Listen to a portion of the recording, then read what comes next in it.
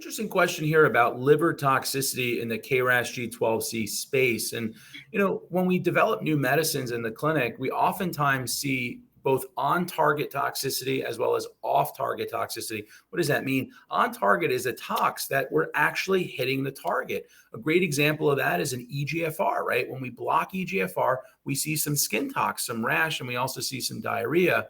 In KRAS, we're not sure 100% if the liver tox is on target or potentially off target, or maybe even immune mediated. So what's interesting to note is early on when we were developing sotorasib and adagrasib, we saw some liver toxicity in about 5 to 10% or so of patients, where we give the therapy and we see the liver tests rise and we have to dose reduce the medicine. And we always worry about dose reduction because of efficacy.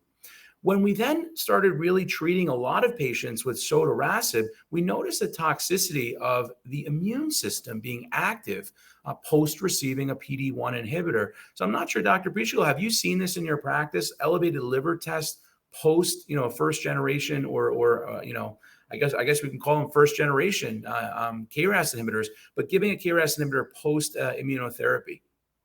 So I definitely have seen hepatotoxicity while you're on sotorasib or adagrasib, and also in this setting. It's difficult to say if it's from the immunotherapy or if it's from the targeted therapy, or what it's necessarily from, which is why the JDQ 443 study that was presented at ASCO really caught my eye, because they had sort of focused on looking just at this about hepatotoxicity in regards to immunotherapy when you've been exposed to sotorasib. And I think that they actually found that that this combination with JDQ 443 and chemo IO was actually safe and did not have much hepatotoxicity. So this is something that I don't know if you came across this data, but I actually thought it was pretty exciting. And Yes. So yeah, I agree with you. This is a really tough space in that when we try to combine sotorasib with immunotherapy for people newly diagnosed with lung cancer, really was not possible due to liver toxicity, right? About a third of patients were developing really high rates of transaminitis, which is an elevation in your liver numbers.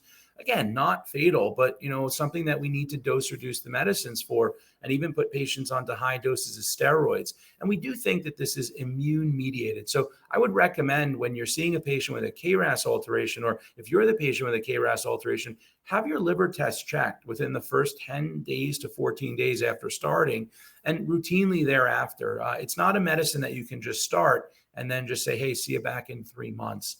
The other thing that's interesting is when we looked at adagrasib in combination with immunotherapy, it seemed to be relatively safe. So the rate of high grade liver abnormalities were low, less than 10%.